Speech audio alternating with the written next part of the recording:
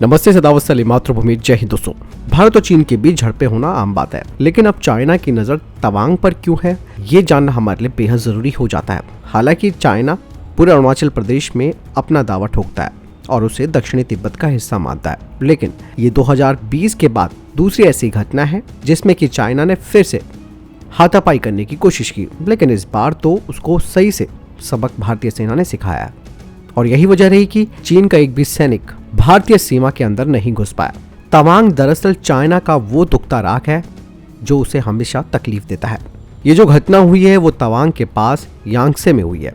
17,000 feet की ऊंचाई पर ये तवांग का वो हिस्सा है जहां पर चाइना की नजर 1962 से ही है और वो इस क्षेत्र में अपना कब्जा करने का सपना देख रहा है। और पीपल लिबरेशन आर्मी जो चाइना की है वो हमेशा इस हिस्से को अपना निशाना बनाती आई है। दोस्तों, यहाँ पर इतिहास में हमें थोड़ा सा पीछे जाना जरूरी है कि आखिर चाइना तवांग को क्यों कब्जाना चाहता है। तवांग को समझने के लिए हमें थोड़ा सा ब्रिटिश शासनकाल की तरफ जाना होगा, जब भारत अंग्रेजों के अधीन था और चाइना ने कभी भी मैकमोहन लाइन का पालन नहीं किया और उसे वो मानता नहीं है। लेकिन जैसे 1947 में अंग्रेज भारत से चले गए, चीन की बेचैनी बढ़ गई और उसकी नजर अरुणाचल प्रदेश पर टिक गई, जिसे मैंने आपको बताया कि वो दक्षिण तिब्बत का हिस्सा मानता है। हालांकि इतिहास में ऐसी कोई घटना या किस्सा नहीं है जो ये साबित कर सकता है कि अरुणाचल प्रदेश तिब्बत या फिर चीन का हिस्सा है। चीन हमेशा से ही अरुणाचल प्रदेश को अपने और भारत के बीच में तनाव का मसला बनाता आया है। 1952 में जब बांडुंग सम्मेलन हुआ था तो पंचशील सिद्धांतों पर चाइना राजी हुआ, लेकिन चाइना ने भारत को धोखा देते हुए 1961 से ही अरुणाचल प्रदेश पर अपना आक्रामक रुख बना दिया। दोस्तों, ये जो यांगसे है ये तवांग से महज 35 किलोमीटर दूर उत्तर पूर्व दिशा में मौजूद है। और ऐसा नहीं है यहाँ पर पहली बार ये झड़प हुई है, इससे पहले भी झड़पें हुई हैं, क्योंकि यांगसे जो है वो मार्च के महीने में बर्फ से ढका रहता है। ये जगह भारतीय सेना के लिए रणनीतिक रूप से काफी महत्वपूर्ण है और भारत और चीन के लगभग यानी कि दोनों तरफ से 3,500 सैनिक इस इलाके के आसपास रहते हैं। इसके अलावा अब तो ड्रोन आ चुके हैं जिससे नजर रखी जाती है।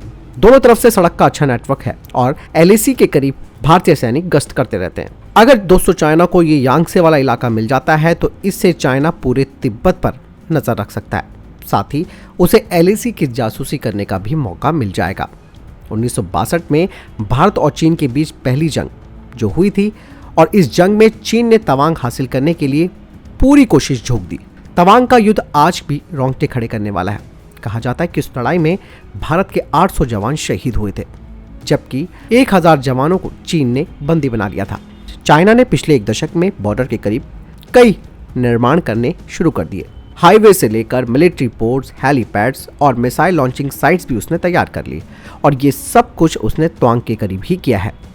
10,000 फीट की ऊंचाई पर बसा जो त्वांग है ये वही जगह है जहां पर तिब्बती धर्मगुरु दलाई लामा सबसे पहले पहुंचे थे।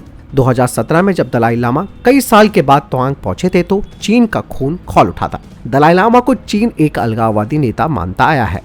पिछले साल जुलाई में शी जिनपिंग ने चुपचाप त्वांग के करीब स्थित न्यांगची का भी दौरा किया था और शी जिनपिंग चीन के वो पहले नेता थे जो यहाँ पर पहुंचे थे। न्यांगची तिब्बत का शहर है और अरुणाचल प्रदेश से सटा है। इसे तिब्बत का स्विट्जरलैंड भी कहा जाता है। त्वांग पर कब्जा समझ लीजिए पूरे तिब्बत पर कब्जा है। चीन इस बात को बहुत अच्छे से जानता है, इसीलिए वो त्वांग पर आंख दिखाने की कोशिशें करता रहता है। साल 2020 में जब गलवान घाटी की हिंसा हुई थी उसके बाद चीन के राष्ट्रपति शी जिनपिंग ने कहा था कि PLA को भारत के साथ युद्ध के लिए तैयार रहना होगा। उन्होंने अपने जवानों से सारा दिमाग और ऊर्जा युद्ध की तैयारियों में निवेश करने के लिए कहा था। और इसके बाद फिर अभी हाल ही में जो चाइना की राष्ट्रीय कांग्रेस की मीटिंग हुई थी उस दौरान भी शी जिनपिंग ने युद्ध के लिए तैयार रहने के लिए कहा था। ऐसे में डिफेंस एक्सपर्ट्स का भी मानना है कि चीन की अर्थव्यवस्था अब मुश्किल दौर से गुजर रही है। जीरो कोविड नीति की वजह से आपको मालूम है कि वहां पर प्रदर्शन शुरू हो गए।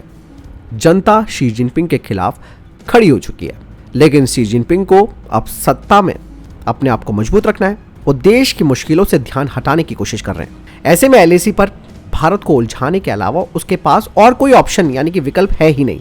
साल 2013 में जब शी जिनपिंग ने बतौर चीन के राष्ट्रपति की जिम्मेदारी संभाली थी तो उन्होंने तिब्बत का दौरा किया था, लेकिन 2011 में जब वो उपराष्ट्रपति थे तब वो भारत के साथ सीमा विवाद को शांति के साथ सुलझाने की वकालत किया करते थे।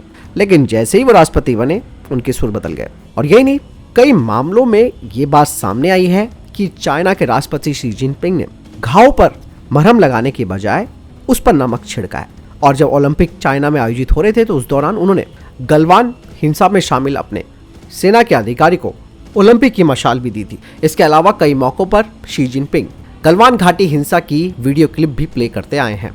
लेकिन दोस्तों ये बात तय है, इतिहास गवाह है, तवांग पर चाइना की नजर क्यों है? क्योंकि वो पूरे तिब्बत को यहाँ से कंट्रोल कर सकता है, नजर रख सकता है और भारतीय इलाकों की जासूसी कर सकता है। इसीलिए दोस्तों भारतीय सेना की भी तवांग पर हैवी डिप्लॉयमेंट रहती है। अब तो भारतीय सैनिकों को भी नए नए पारंपरिक हथियार मिल चुके हैं और जो ये झड़प भी हुई थी उसमें भारतीय सैनिकों के घायल होने की जो संख्या है वो काफी कम है, जबकि चाइना की तरफ से लोग ज्यादा घायल हुए हैं। फिलहाल आपको क्या लगता है मुझे कमेंट सेक्शन में लिखकर जरूर बताइएगा। नमस्कार, जय हिंद, वंदे मातरम।